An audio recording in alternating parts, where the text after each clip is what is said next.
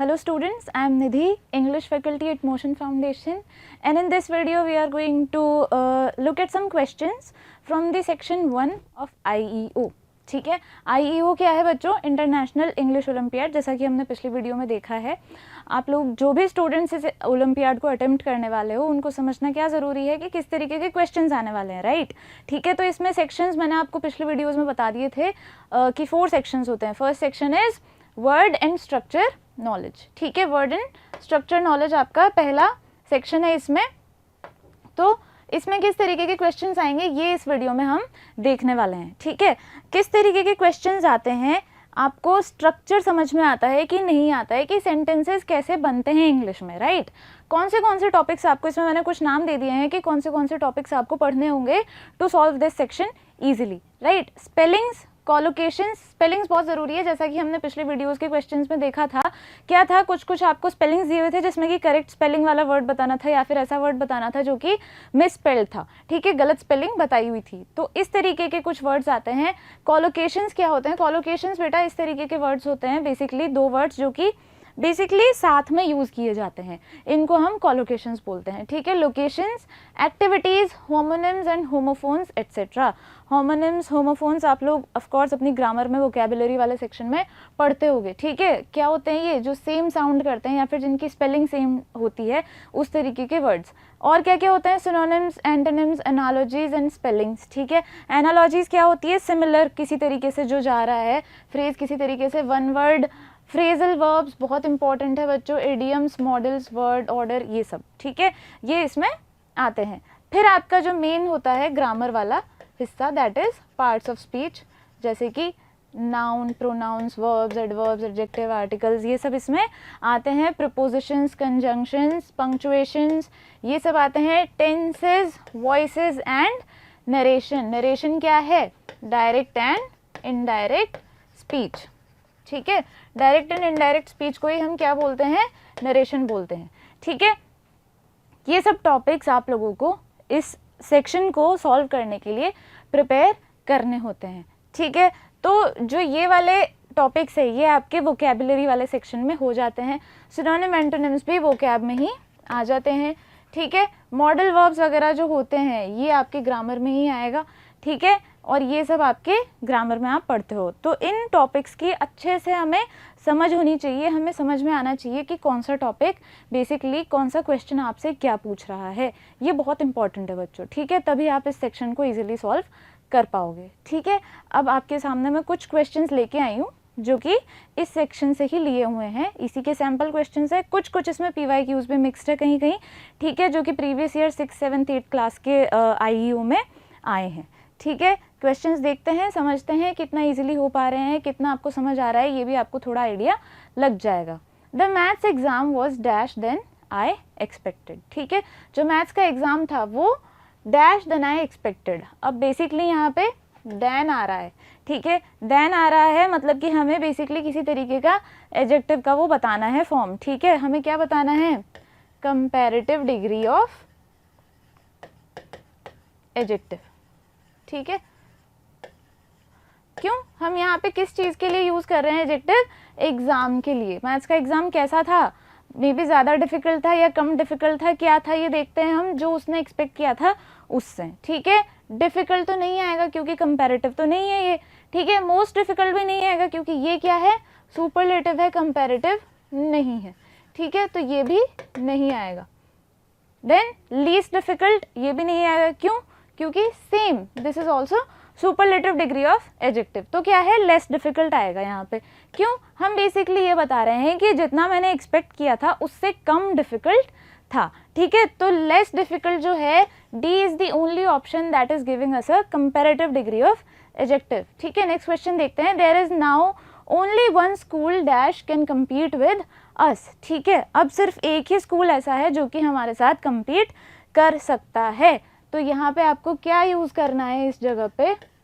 Basically relative pronoun. ठीक है, relative pronoun use करना है बच्चों। किस चीज़ के लिए? ओनली वन स्कूल के लिए। ठीक है, यहाँ पे आपको कौन सा रिलेटिव प्रोनाउन फिट बैठेगा? How, that, who, when. ठीक है, हाउ और व्हेन तो हो ही नहीं सकते हैं आंसर्स। क्यों नहीं हो सकते हैं? क्योंकि ये प्रोनाउंस नहीं है, ठीक है, ये प्रोनाउंस नहीं है बच्चों, ये व्हेन भी प्रोनाउन नहीं है, ये रिलेटिव एडवर्ब में आते हैं ना कि रिलेटिव प्रोनाउन में। दैट और हु हो सकता है, ठीक है, ये दोनों हमारे रिलेटिव प्रोनाउंस होते हैं। अब हम इसमें से कौन सा यूज़ करें? हु जो होता है, जैसा कि हमने पढ़ा है रिलेटिव प्रोनाउंस को, हु जो वर्ड होता है that is used for living things, right, living things या फिर ह्यूमंस, है ना। तो इसीलिए यहाँ पे that is the only option that can be supplied over here, ठीक है, दैट करेक्ट आंसर है इसका। यहाँ पे हमें बोलना होगा there is now only one school that can compete with us, सिर्फ एक ऐसा स्कूल है, क्योंकि स्कूल जो है that is not a living noun, right, तो यहाँ पे दैट आएगा, B is the correct answer. Next question देखते हैं। 5 years have passed dash Leena left school. 5 years हो चुके हैं जब से लीना ने स्कूल छोड़ा है, ठीक है, तो यहाँ पे हैव पास्ट, ठीक है, कौन सा टेंस है? परफेक्ट टेंस, ठीक है। अब यहाँ पे हमें किसके लिए यूज़ करना है? बेसिकली आपका प्रीपोजिशन का है वैसे क्वेश्चन तो, ठीक है, लेकिन अगर आपने टेंसेस अच्छे से पढ़े हैं तो भी आपको कुछ ना कुछ there must be some sort of bell ringing in your mind, right. क्यों? जैसे कि हम सिंस और फॉर का यूज़ करते हैं परफेक्ट या फिर परफेक्ट कंटिन्यूस टेंसेस में टाइम के बारे में बताने के लिए, ठीक है। हम किसके अकॉर्डिंग यूज़ करेंगे यहाँ पे? ये जो प्रीपोजिशन है ये 5 years के अकॉर्डिंग, ठीक है। कितने साल हो चुके हैं जब से लीना ने स्कूल छोड़ा, ठीक है, तो इतना टाइम निकल चुका है, तो ये पॉइंट ऑफ टाइम बताया हुआ है कि जब से उसने स्कूल छोड़ा, सिंस लीना लेफ्ट स्कूल, तो since is the correct answer, ठीक है। नेक्स्ट क्वेश्चन देखते हैं बच्चों। Anil's father dash transfer to Delhi, they are leaving next month, ठीक है। अब यहाँ पे टेंसेस का ही क्वेश्चन है, ये कौन से टॉपिक में से है? टेंसेस में से, ठीक है। उसके अनिल के फादर का दिल्ली में ट्रांसफ़र हो चुका है, वो नेक्स्ट मंथ जा रहे हैं, ठीक है। तो यहाँ पे ट्रांसफर्ड आया है बेटा, ट्रांसफर्ड आया है, ये क्या है? थर्ड फॉर्म है वर्ब की, ठीक है, थर्ड फॉर्म है, तो हमें इजीली समझ आ रहा है क्या होगा यहाँ पे। बेसिकली आपको पैसिव वॉइस का यूज़ हुआ है यहाँ पे, ठीक है, पैसिव वॉइस यूज़ हुआ है और परफेक्ट टेंस भी यूज़ हुआ है, ठीक है। उनका ट्रांसफ़र हो चुका है। अब अनिल के फादर क्या है? सिंगुलर सब्जेक्ट है, ठीक है, और हमें परफेक्ट टेंस में यूज़ करना है। कौन सा? Have been, has been, was been या हैज़ बीन, ठीक है। हैव बीन नहीं होगा, क्यों नहीं होगा? क्योंकि हैव आ रहा है। हैव क्या होता है? सिंगुलर के थर्ड पर्सन सिंगुलर के साथ यूज़ नहीं होता है, ठीक है, तो ए ऑप्शन सही नहीं है। हैज़ बीन तो कम्प्लीटली गलत है, ये ग्रामेटिकली करेक्ट ऑप्शन है ही नहीं। वॉज बीन भी नहीं है, क्यों? बीन थर्ड फॉर्म के पहले कभी भी वॉज नहीं आने वाला, राइट, यहाँ पे ये वॉज कभी भी नहीं आएगा बीन के पहले। देन हैज़ बीन, ठीक है, ये सही है। क्यों सही है बेटा? क्योंकि ये हैज़ आ रहा है, हैज़ सिंगुलर के साथ यूज़ होगा और बीन थर्ड फॉर्म आ रहा है, ठीक है। जो हमें चाहिए दैट इज डी ऑप्शन है सप्लाइंग दोज आंसर्स, ठीक है, तो D is the correct answer. Next question देखते हैं। The girls were invited to a party that's why they were dash, ठीक है। अब ये क्वेश्चन क्या है बेटा? आपको बता रखा है कि जो लड़कियां थी वो क्या थी, ये आपके इडियम्स वाले उसमें से आया, ठीक है, इडियम्स का क्वेश्चन है, आपको इडियम्स भी पता होनी चाहिए, ठीक है। दो लड़कियों को क्या था, पार्टी में इन्वाइट किया गया था, ठीक है, पार्टी में इन्वाइट किया गया था, इसीलिए वो कैसे थी, कैसे तैयार हो रखी थी, क्या था? देखते हैं हम options. One of a kind, dressed up to the nines, at 6s and 7s, 9 times out of 10। यहाँ पे हमें क्या बताना है? वन ऑफ द काइंड तो कैसे हो सकती है, वन ऑफ अ काइंड कैसे हो सकती है? यहाँ पे पार्टी में इन्वाइट किया गया है, ऐसा कुछ वो है नहीं यहाँ पे, ठीक है। Dressed up to the nines का मतलब क्या है? बहुत ही अच्छे से तैयार हुई थी, उन्होंने अपनी सबसे अच्छी ड्रेसेस पहनी हुई थी, बहुत ही अच्छे से तैयार हुई थी। एट 6s and 7s क्यों नहीं आ सकता? इसका मतलब कम्प्लीटली डिफरेंट है। Being at 6s and 7s means कि किसी तरीके के कॉन्फ्लिक्ट में होना, किसी तरीके के डिसएग्रीमेंट में होना, कंफ्यूजन में होना। 9 times out of 10 भी नहीं हो सकता, क्यों? क्योंकि ये तो मेजॉरिटी बताने के लिए यूज़ होता है, इसका यहाँ पे कहीं से कुछ फिट नहीं बैठ रहा है, right. So B is the only correct option. 6th is he dash in a hurry after he got a phone call but came back 10 minutes later, ठीक है, वो चला गया जल्दी से जब उसके पास एक फ़ोन कॉल आया, but came back 10 minutes later, ठीक है। have left, would leave, is leaving या left, ठीक है। अब हमें ये कौन से टॉपिक में से आया है बच्चों, टेंसेस में से आया है ये, ठीक है। टेंसेस का जो टॉपिक्स है वो अगर आपने पढ़ रखा है अच्छे से तो आपको ये क्वेश्चन बहुत ईजिली सॉल्व कर सकते हो। क्या देखना है आपको इसमें, कहाँ पे बाकी दूसरे जो क्लॉजेज हैं उसमें कौन से वाले बेसिकली कौन से वाले टेंस का यूज़ हुआ है, ठीक है। तो कौन से वाले टेंस का यूज़ हुआ है, पास्ट टेंस का, ठीक है। देखो दोनों ही जगहों पे सेकंड फॉर्म ऑफ वर्ब आ रखी है, पास्ट टेंस यूज़ हो रखा है, तो मतलब कि बहुत ही सिंपल सी चीज़ है कि हमें पास्ट टेंस वाला ही ऑप्शन चूज़ करना है, right. Have left past tense का नहीं है, वुड लीव भी पास्ट टेंस का नहीं है, इज लीविंग भी नहीं है। The only option that gives us a past tense answer is left, so that is the correct answer, D is the correct answer. Okay, next question देखते हैं। A dependent clause can start with a subordinating conjunction and dash a subject and verb, but does not express a complete thought, ठीक है। एक dependent clause जो है, एक dependent clause जो है वो क्या है, एक सबऑर्डिनेटिंग कंजंक्शन के साथ शुरू हो सकता है, ठीक है, शुरू हो सकता है, और उसके बाद and dash a subject in verb but does not express a complete thought. और उसमें क्या क्या होता है, ऑफ कोर्स एक सब्जेक्ट और वर्ब ज़रूरी है एक क्लॉज को फॉर्म करने के लिए, ठीक है। ये हम क्लॉजेस जब पढ़ते हैं तब हम समझते हैं कि क्लॉज बनने के लिए ज़रूरी है कि उसमें एक सब्जेक्ट और वर्ब हो। तो हम यहाँ पे कौन सा, बेसिकली हमें वर्ब दिया हुआ है कंटेन, कंटेनिंग, कंटेन्स या कंटेन्ड, ठीक है, उसके अंदर होता है। ये आपका क्वेश्चन है बेटा, सब्जेक्ट वर्ब अग्रीमेंट का, ठीक है। सब्जेक्ट वर्ब अग्रीमेंट टॉपिक का क्वेश्चन है ये, ठीक है। सब्जेक्ट वर्ब अग्रीमेंट के अकॉर्डिंग आपको यहाँ पे इस एक ही वर्ब के अलग अलग फॉर्म्स में से चूज करना है कि कौन सा ऑप्शन यहाँ पे सही रहेगा। अब हमारा सब्जेक्ट वर्ब अग्रीमेंट का ऑप्शन क्वेश्चन सॉल्व करने के लिए ज़रूरी है कि हम देखें सब्जेक्ट क्या है। सब्जेक्ट क्या है, ए डिपेंडेंट क्लॉज, ठीक है। किस तरीके का सब्जेक्ट है ये हम समझते हैं, सिंगुलर सब्जेक्ट है ना, सिंगुलर सब्जेक्ट है ये हमारा। अब सिंगुलर सब्जेक्ट है तो हमें देखना है कौन सी वर्ब है जो कि हमें एक सिंगुलर वर्ब प्रोवाइड करवा रही है, ठीक है। सी इज द करेक्ट ऑप्शन, ठीक है। ये जो बेसिकली ये जो सेंटेंस दिया हुआ है, this is a general rule, grammar का एक रूल है, ठीक है। तो इसमें पहली बात तो हमें पास्ट टेंस वगैरह या ये सब यूज़ करने की तो ज़रूरत ही नहीं पड़ती, ठीक है। ऑफ कोर्स हम रूल्स या फिर फैक्ट्स इस तरीके की चीज़ें बताने के लिए प्रेजेंट टेंस का ही यूज़ करते हैं, सिंपल प्रेजेंट टेंस का ही यूज़ करते हैं। सिंपल प्रेजेंट टेंस के ऑप्शन ही हमारे पास ए और सी ही हैं, और इनमें से जो सिंगुलर वर्ब प्रोवाइड करा रहा है that is C, which is why it is the correct answer. Okay, next question देखते हैं। Harish gave us useful advice on how to stay dash grounded and humble, ठीक है। हरीश ने हमें काफ़ी यूजफुल एडवाइस दी, किस चीज़ के बारे में, how to stay grounded and humble, कि हमें कैसे ग्राउंडेड और हम्बल रहना है। अब यहाँ पे आपका बेसिकली क्वेश्चन तो क्या हो गया, आर्टिकल्स का हो गया, ठीक है। आर्टिकल्स क्या यहाँ पे आएंगे, कैसे हमें ग्राउंडेड और हम्बल रहना है, ठीक है। तो यहाँ पे बेसिकली इसके आगे डी आएगा, नो आर्टिकल, क्योंकि यहाँ पे ज़रूरत ही नहीं है आर्टिकल की, क्योंकि क्या है ये, नाउन्स नहीं है। What are these, adjectives. अब एडजेक्टिव्स के आगे आर्टिकल्स तो आते ही नहीं है, नाउन्स के आगे ही आते हैं, राइट। तो इसी से हमें समझ जाना है कि D is the correct answer, ठीक है। आर्टिकल्स का क्वेश्चन है ये। The thief, next question, 9th question is the thief walked away with the diamond crown on display, ठीक है। थीफ जो है वो चला गया, उसके पास क्या था, डायमंड क्राउन था जो कि डिस्प्ले पे था। कैसे चला गया, वो सबके सामने डायमंड क्राउन लेते हुए कैसे निकल गया जबकि वो थीफ था, कैसे, no one stopped him because he was dash the director of the museum, किसी ने उसको नहीं रोका। क्यों नहीं रोका, क्योंकि वो क्या बनने का नाटक कर रहा था, वो क्या प्रिटेंड कर रहा था कि वो क्या है, डायरेक्टर ऑफ द म्यूजियम है। वो ऐसे प्रिटेंड कर रहा था कि वो उस म्यूजियम का डायरेक्टर है।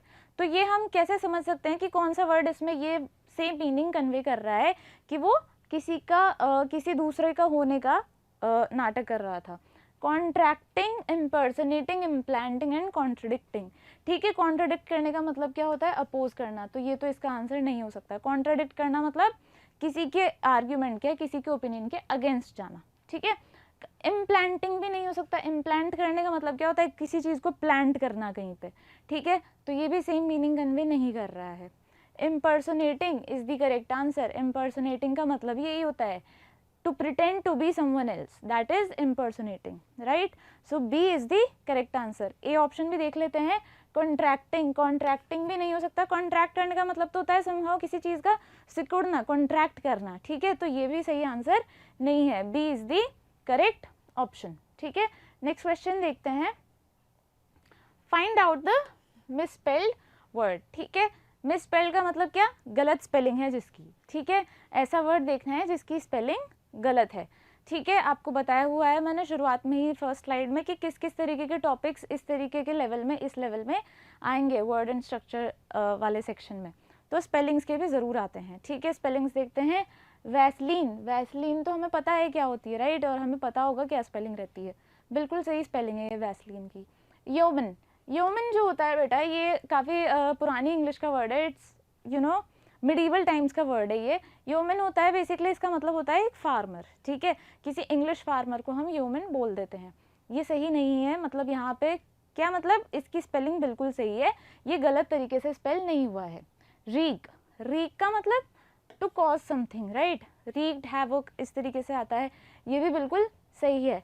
ये क्या आपका वर्ड है? टंग, आपका जाना पहचाना वर्ड है, राइट? ये भी, लेकिन क्या टंग की स्पेलिंग यही होती है या फिर ये होती है? ठीक है, TONGUE स्पेलिंग होती है ना इसकी, तो यहाँ पे गलत दी हुई है। That makes it the right answer. ठीक है, D is the correct answer, क्योंकि D वाले की ही स्पेलिंग जो है वो गलत है। मिसस्पेल्ड वर्ड चूज करना है हमें। ठीक है, नेक्स्ट क्वेश्चन देखते हैं। दोबारा मिसस्पेल्ड वर्ड का ही है। अनकूथ, ट्यूबरक्यूलोसिस, सिरप एंड ज़ोडिएक। ठीक है, अब ये सब के सब वर्ड्स देख लीजिए, एक बार इनकी स्पेलिंग्स देखिए। पहली बात तो हमें ये देखना है कि सिमिलर जो हमने सुने हुए हैं वो कौन से वर्ड्स हैं, राइट? अनकूथ, वैसे तो इसका मतलब आप लोगों को पता हो या ना हो, पर ये स्पेलिंग्स बिल्कुल सही है। अनकूथ की स्पेलिंग सही है। अनकूथ क्या होता है? somebody who is very informal और somebody who is some sort of mischievous nature। ठीक है, दैट इज अनकूथ। ट्यूबरक्यूलोसिस की भी बिल्कुल सही है स्पेलिंग। ट्यूबरक्यूलोसिस एक बीमारी का नाम है। सिरप, सिरप हमने देखा है, हमें पता है सिरप वर्ड, राइट? ज़ोडिएक भी आप लोगों को पता होगा, वैसे तो ज़ोडिएक आजकल काफ़ी पॉपुलर है, इसकी भी स्पेलिंग बिल्कुल सही है। सिरप की जो स्पेलिंग होती है वो गलत है। यहाँ पे क्या होती है सिरप की स्पेलिंग? SYRUP। ठीक है, SYRUP सिरप। ठीक है, तो मतलब कि C करेक्ट ऑप्शन है, C की ही स्पेलिंग गलत है। The wound dash not heal in spite of all the treatment he received. ठीक है, ये आपका PYQ है एक। ठीक है, तो वुंड जो था वो हील नहीं हो रहा था, इसके बावजूद कि उसको जितने भी ट्रीटमेंट्स मिले उन सब के बावजूद भी जो वुंड है वो उसका हील नहीं हो रहा। ठीक है, आपको इसमें मॉडल वर्ब्स दिए हुए हैं ऑप्शन में, शुड, शैल, वुड, कैन। ठीक है, शुड और शैल तो क्यों नहीं आएंगे? क्योंकि यहाँ पे नॉट आ गया है। ठीक है, शुड और शैल तो तब आते हैं जब यहाँ पे नॉट नहीं होता। बेसिकली हम किसी तरीके से एक बता रहे होते, किसी तरीके की संभावना बता रहे होते कि हाँ ऐसा हो सकता है, तो आ जाता। पर हम तो ये कह रहे हैं कि इन spite of all the treatments he received, उसका वुंड फिर भी हील नहीं हो रहा है। ठीक है, अब इस रीजन से शुड और शैल तो नहीं आ रहा। अब हमारे पास बचता है वुड और कैन। कैन भी आ सकता है, नहीं हो पा रहा है, क्यों नहीं हो पा रहा है फिर भी? ठीक है, लेकिन हमें ये देखना है कि यहाँ पे जो है received, that is past tense. ठीक है, रिसीव्ड क्या है? सेकंड फॉर्म ऑफ वर्ब है ना रिसीव का, तो यहाँ पे हमें पास्ट टेंस नजर आ रहा है, तो हमें इस क्लॉज में भी पास्ट टेंस ही यूज करना है। तो इसमें से कौन सा वर्ड है जो कि हमें पास्ट टेंस का मतलब बता रहा है? That is would. ठीक है, वुड किसका पास्ट टेंस होता है बच्चों? विल का, है ना? तो यहाँ पे वुड आएगा, कैन भी नहीं आएगा। उसका वुंड जो है वो हील ही नहीं हो रहा, बजाय कि उसको कितनी ही ट्रीटमेंट मिल गए हैं फिर भी। ठीक है, नेक्स्ट क्वेश्चन देखते हैं। He is dash teacher. ठीक है, वो एक टीचर है। अब किस तरीके का टीचर है? यूनिवर्सिटी का। ठीक है, तो यहाँ पे यूनिवर्सिटी के अकॉर्डिंग बेसिकली आपका क्वेश्चन है आर्टिकल्स का बच्चों। ठीक है, आर्टिकल्स का क्वेश्चन है, वो एक यूनिवर्सिटी में पढ़ाने वाला टीचर है। ऑब्वियसली चीज़ है, आपको ध्यान देना है आर्टिकल्स में क्या होता है बच्चों, ए तो यूज़ होता है किसके आगे, किसके आगे, कॉन्सोनेंट साउंड्स। अब ये बहुत ज़रूरी है याद रखना, कॉन्सोनेंट साउंड्स, ना कि कॉन्सोनेंट लेटर, ठीक है। और एन यूज़ होता है वोवेल साउंड्स के पहले, ठीक है। अब यहाँ पे हमें देखना है कि जो वर्ड है जिसके आगे हमें ए एन और द का यूज़ करना है, उसमें साउंड कौन सा है, द तो नहीं आएगा बच्चों, क्योंकि वो अकेला यूनिवर्सिटी टीचर नहीं है, हम यहाँ पे प्रॉपर नहीं कर रहे हैं उसको, ठीक है। ए और एन में से आएगा। एक ऑप्शन ये भी है कि क्या आपको लगता है कि कोई आर्टिकल ना ही आए, तो नहीं, यहाँ पे आना चाहिए, वो एक यूनिवर्सिटी में पढ़ाने वाला टीचर है, ठीक है। तो यहाँ पे हमें देखना है यू, ठीक है। अब यू वैसे तो एक वॉवेल होता है, ए ई आई ओ यू, है ना, है तो वॉवेल, लेकिन यहाँ पे क्या यू का साउंड वॉवेल वाला साउंड है, नहीं, कॉन्सोनेंट साउंड है, जो य वाला साउंड होता है वो है आप लोगों का, तो इसलिए आपका A is the correct option, ठीक है। He is a university teacher, ठीक है। नेक्स्ट क्वेश्चन देखते हैं। नेक्स्ट क्वेश्चन है, this cup of milk is dash, ठीक है। Hot enough to drink, hot to drink, too hot to drink और टू हॉट ड्रिंक, ठीक है। अब बेसिकली हमें क्या बताना है कि ये जो कप ऑफ मिल्क है इसको इतना गर्म है कि हम नहीं पी सकते, ठीक है। तो यहाँ पे कौन से वाले फ्रेज से ये मीनिंग कन्वे हो रहा है, हॉट इनफ टू ड्रिंक नहीं हो सकता, ठीक है, क्योंकि ऐसा नहीं है कि मिल्क को पीने के लिए वो ज़रूरी हो कि हॉट हो, ऐसा तो कुछ ज़रूरी नहीं है, ठीक है। यहाँ पे हमें सबसे अप्रोप्रिएट वाला यूज़ करना है। हॉट टू ड्रिंक नहीं, ग्रामेटिकली करेक्ट नहीं है। Too hot to drink, too जो एडवर्ब है उसका यूज़ यही होता है नेगेटिव सेंस देने के लिए,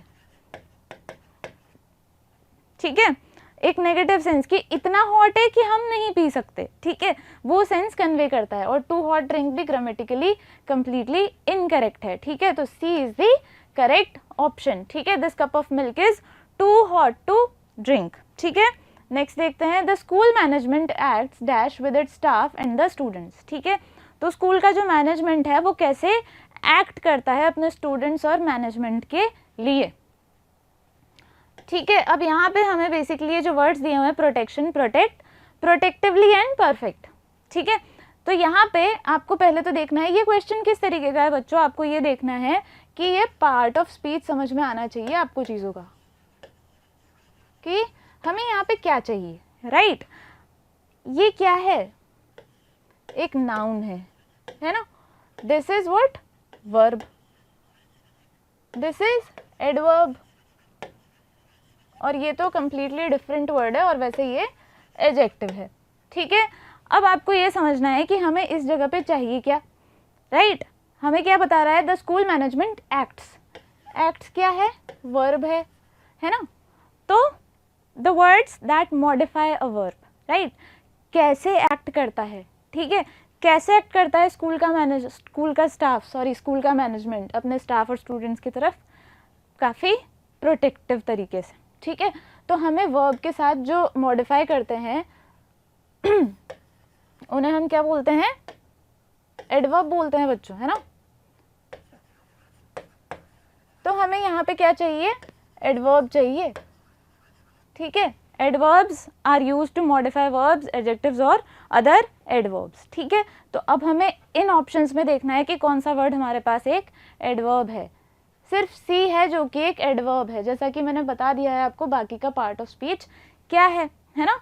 तो यहाँ पे C is the only option that is giving us an adverb. तो यहाँ पे सी ही एक ऐसा ऑप्शन है जो कि हमें बता रहा है कि स्कूल का मैनेजमेंट कैसे एक्ट करता है, प्रोटेक्टिवली एक्ट करता है, ठीक है। इसलिए आपको ज़रूरी है कि आप किसी भी सेंटेंस में समझ पाओ कि आपको कौन सा पार्ट ऑफ स्पीच चाहिए, कौन सा वर्ड चाहिए, क्योंकि अक्सर ऑप्शन में आपको मिलेंगे ही इस तरीके से ऑप्शन कि आपको पार्ट ऑफ स्पीच समझ में आ जाएगा, तो आप इजीली उस क्वेश्चन को सॉल्व कर लोगे।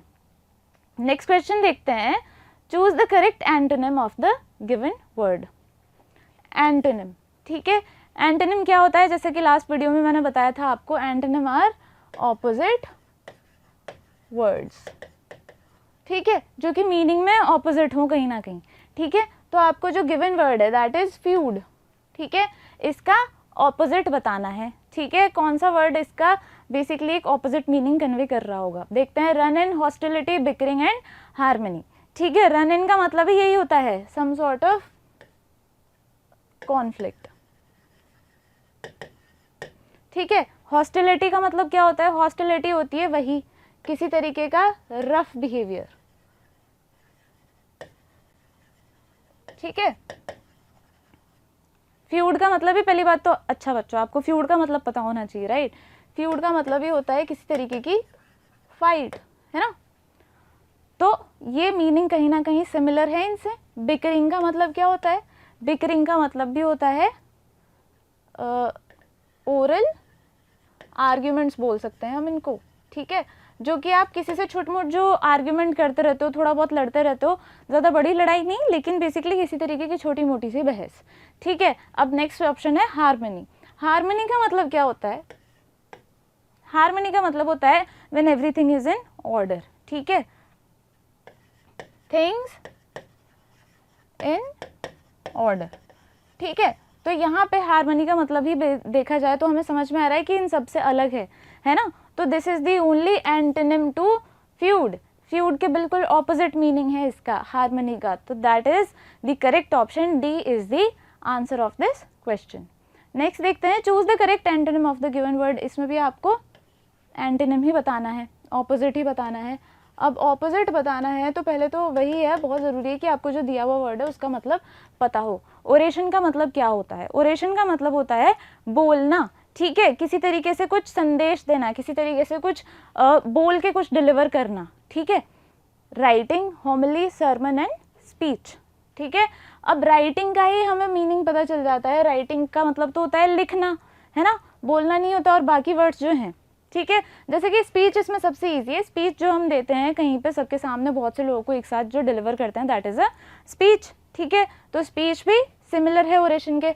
सरमन भी क्या होता है, किसी तरीके का प्रवचन जो बोलते हैं हम, उपदेश दे रहे होते हैं, वही सरमन है। और होमिली भी यही है, किसी तरीके का अच्छा कुछ जब वही होता है जो प्रवचन दिया जाता है या किसी को अच्छे वो चीज़ें बताई जाती है कहीं पे, दोज आर होमिली। ठीक है, तो राइटिंग जो ऑप्शन है ये सिर्फ अकेला ऐसा ऑप्शन है जो कि इसका ऑपोजिट दे रहा है, क्योंकि ये सब के सब रिलेटेड टू स्पीकिंग है इसमें। ठीक है, ये भी बोलने से ही रिलेटेड है, ये भी बोलने से रिलेटेड है और ये भी बोलने से रिलेटेड है। This is the only option that is about writing, not about speaking. So A is the correct option. ठीक है, नेक्स्ट देखते हैं, Ziva thinks that her dash attitude towards life is the answer to all her problems.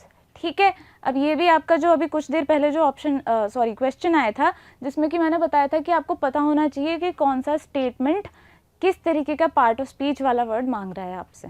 ठीक है, यहाँ पे क्या है, जीवा को लगता है कि उसका इस तरीके का एटीट्यूड लाइफ को लेके उसकी सारी प्रॉब्लम्स का आंसर है। तो यहाँ पे हमें ये जो वर्ड यूज़ करना है ना बेटा ब्लैंक में, ये हमें एटीट्यूड के लिए यूज़ करना है। किस तरीके का एटीट्यूड है उसका, एटीट्यूड क्या है आपका, नाउन है। तो नाउन के बारे में जो वर्ड्स बता देते हैं वो क्या होते हैं, एडजेक्टिव्स होते हैं, एडजेक्टिव। ठीक है, हमें यहाँ पे एक एडजेक्टिव यूज़ करना है। अब हमें देखना है कि ये इन वर्ड्स के पार्ट ऑफ स्पीच क्या हैं। ठीक है, फास्टिडियसली क्या है, एक एडवर्ब है। फॉरबिड वर्ब है। फर्मेंट, फर्मेंट भी वर्ब ही है। और फ्रिवलेस एडजेक्टिव है।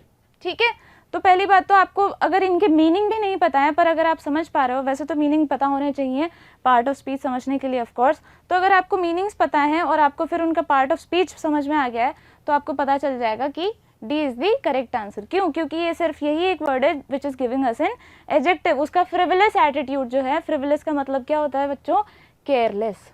ठीक है, कि वो अगर बिल्कुल किसी चीज़ को लेके चिंता ही ना करे, बिल्कुल केयरलेस हो, तो उसकी लाइफ की सारी प्रॉब्लम्स का आंसर वही है। ठीक है, so D is the correct answer. एक प्रीवियस ईयर में आया हुआ क्वेश्चन है क्लास 8th में। तो ये बच्चों इस तरीके की चीज़ें देखनी है आपको कि किस तरीके के क्वेश्चंस आ सकते हैं। ठीक है, नेक्स्ट देखते हैं, health is too important to B.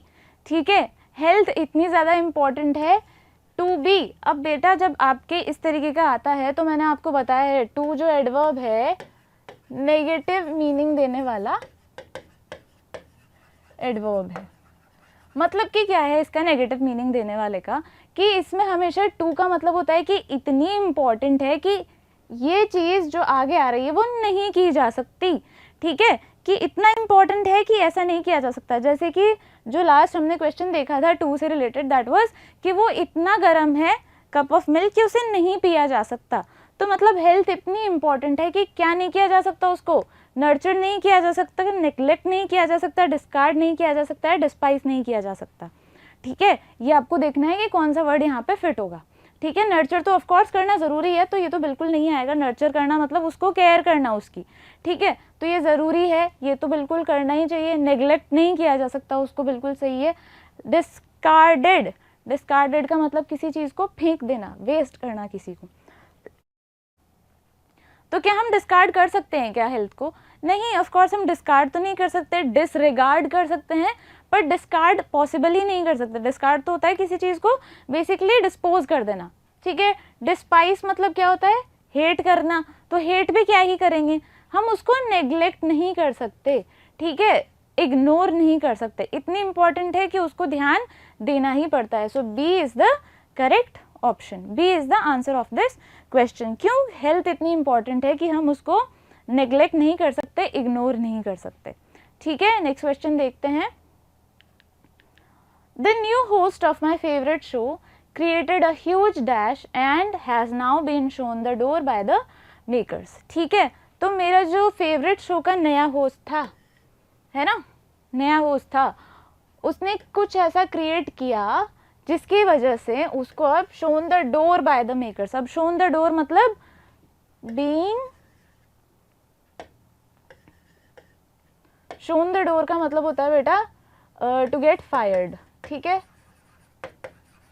Fired मतलब उसको बेसिकली काम से निकाल दिया गया है। उसने कुछ ऐसा क्रिएट किया जिसकी वजह से उसे काम से निकाल दिया गया। अब देखते हैं ऐसा कौन सा मीनिंग है जो कि हमें ये बताता है प्रॉब्लमैटिक, फिकल, कंट्रोवर्सी या कोर्स, ठीक है।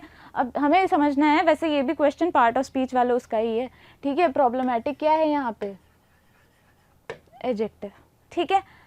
Fickle adjective, controversy noun, abstract noun है, कोर्स एडजेक्टिव, ठीक है।